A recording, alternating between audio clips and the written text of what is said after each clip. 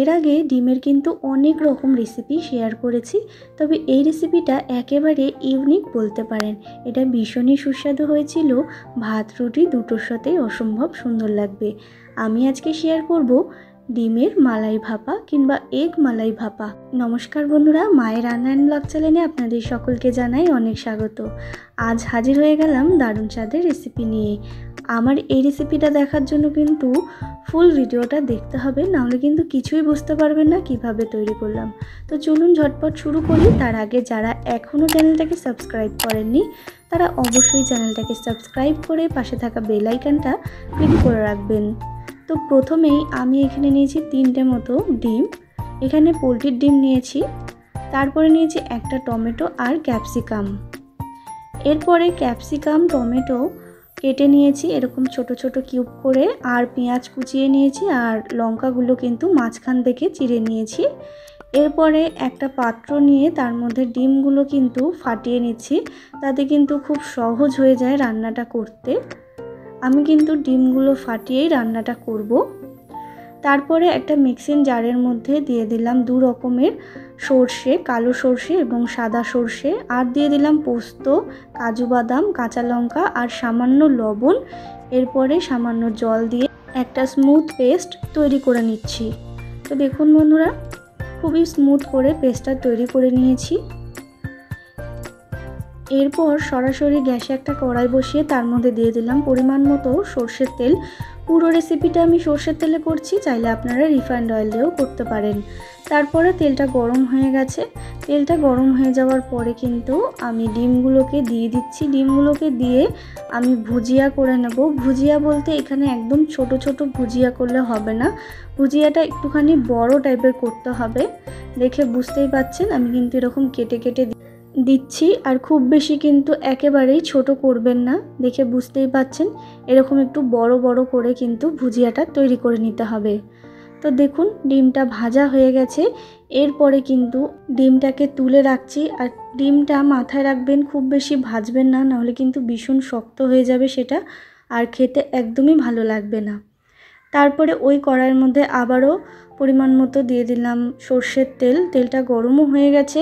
এরপরে আমি একটা বড় সাইজের পেঁয়াজ কুচিয়ে রেখেছিলাম, সেটা দিয়ে দিলাম। এরপরে পেঁয়াজটাকেও কিন্তু আমি হালকা করে ভেজে নিচ্ছি। তো দেখুন বন্ধুরা, পেঁয়াজটা হালকা করে ভেজে নিয়েছি।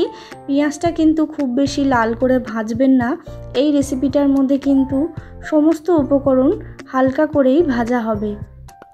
তো দেখুন পেঁয়াজটা উঠিয়ে নিলাম। এরপরে ওই তেলের মধ্যেই আমি দিয়ে দিচ্ছি ক্যাপসিকাম। ক্যাপসিকামটা দিয়েও কিন্তু এখানে হালকা করে ভেজে নিতে হবে, মানে আর কি যেটাকে বলে শ্যালো ফ্রাই, সেরকমভাবে কিন্তু হালকা করে শ্যালো ফ্রাই করে নিতে হবে। তো দেখুন বন্ধুরা, শ্যালো ফ্রাই কিন্তু করা হয়ে গেছে। এরপরে আমি ক্যাপসিকামটাকেও কিন্তু উঠিয়ে নিলাম। তারপরে ওই তেলটা রয়েছে সেই তেলের মধ্যেই আমি দিয়ে দিলাম টমেটোটা। এখানে একটা মিডিয়াম সাইজের আমি টমেটো ব্যবহার করেছি। টমেটোটাও একটু হালকা করে ভেজে নিয়েছি, একেবারেই যাতে গলে না যায় সেই রকমভাবে কিন্তু এটা ভাজতে হবে। তারপরে সমস্ত উপকরণ ভেজে নিয়েছি।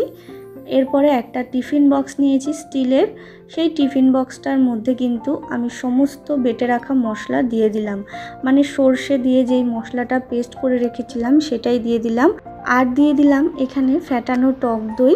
টক দইটা আমি 3 চামচের মতো নিয়েছিলাম, সেটা ফেটিয়ে রেখেছিলাম ভালো মতো, দিয়ে দিলাম সেটাই। আর দিয়ে দিলাম পরিমাণ মতো লবণ। তারপরে ভেজে রাখা সমস্ত উপকরণ দিয়ে দিলাম সেই মশলার মধ্যে। এরপরে কিন্তু ভালো করে চামচের সাহায্যে আমি মিশিয়ে নিলাম। এরপরে দিয়ে দিচ্ছি আমি এখানে সর্ষের তেল, সামান্য পরিমাণে দিতে হবে, খুব বেশি দেওয়ার একেবারেই দরকার নেই। তারপরে এখানে কাঁচা লঙ্কা দিয়ে দিচ্ছি। আমি কাঁচা লঙ্কাগুলো আগেই চিড়ে রেখেছিলাম, সেগুলো দিয়ে দিলাম। আপনারা আপনাদের ঝাল অনুযায়ী দিয়ে দেবেন। এরপরে টিফিন বক্সটাকে আমি আটকে দিলাম। তারপর সরাসরি গ্যাসে একটা কড়াই বসিয়েছিলাম, তার মধ্যে কিছুটা জল গরম করে রেখেছিলাম। সেই গরম জলের মধ্যেই আমি বসিয়ে দিলাম টিফিন বক্সটাকে একটা স্ট্যান্ড দিয়ে। তারপর 15 মিনিট পর ফিরে আসলাম। আর যেহেতু সমস্ত উপকরণই আগে থেকে ভাজা, তার জন্য কিন্তু খুব বেশি সময় একেবারেই লাগে না। 10 থেকে 15 মিনিট হলেই কিন্তু এই রেসিপিটা একেবারে তৈরি হয়ে যায়। আমি 10 থেকে 15 মিনিট পর ফিরে এসে আমি এই টিফিন বক্সটাকে ঠান্ডা করে নামালাম। দেখে বুঝতেই পাচ্ছেন কতটা লোভনীয় হয়েছে। বাড়িতে কিন্তু অবশ্যই এই ডিমের মালাই ভাপা রেসিপিটা তৈরি করে দেখবেন, ভীষণই পছন্দ করবে। বাচ্চা থেকে বড় সবাই কিন্তু এই রেসিপিটা ভীষণই ভালোবাসবে। ডিমের তো অনেক রকম রেসিপি খান, তবে একটু ইউনিক খেতে চাইলে এইভাবে রেসিপিটা করতে পারেন, ভীষণ ভালো লাগবে খেতে, ভাত রুটি দুটোর সাথেই। এই রেসিপিটা আপনারা বাড়িতে খেয়ে আমাকে কমেন্টে জানাবেন যে আপনাদের কেমন লাগলো। তো বন্ধুরা, আমার রেসিপিটা কেমন লাগলো অবশ্যই কমেন্টে জানাতে ভুলবেন না। ভালো লাগলে অবশ্যই একটা লাইক করবেন, শেয়ার করবেন। আর যারা এখনও চ্যানেলটাকে সাবস্ক্রাইব করেনি তারা অবশ্যই চ্যানেলটাকে সাবস্ক্রাইব করে আমার পাশে থাকবেন নিত্য নতুন ভিডিও দেখার জন্য। আবারও হাজির হব নতুন রেসিপির সাথে, ততক্ষণের জন্য ভালো থাকবেন। ধন্যবাদ।